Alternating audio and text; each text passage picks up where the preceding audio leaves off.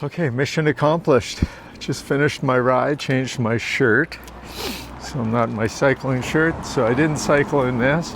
I'm super proud. So let me tell you the quick story.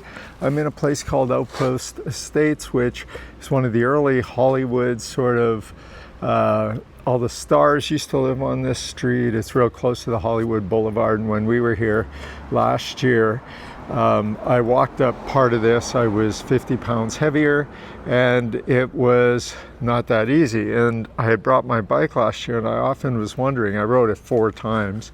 I was wondering, you know, I don't know if I could cycle up here.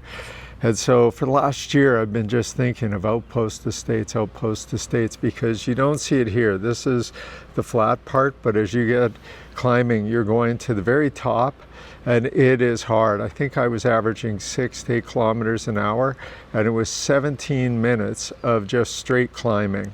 And I did it. I was worried about it. I was like, man, am I going to get to the top?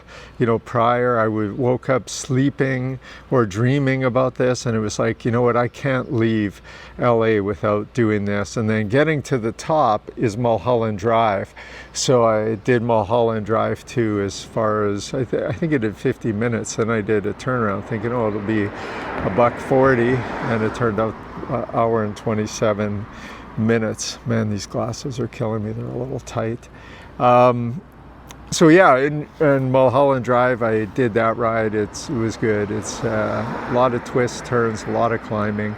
Had a lot of fun. If anything, coming downhill here on Outpost was more dangerous than going uphill, because the concrete is just horrible.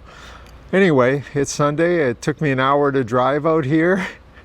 And now I'm going to drive back, and it's just, you think about it, it's strange to drive 2 hours to do an hour and a half bike ride.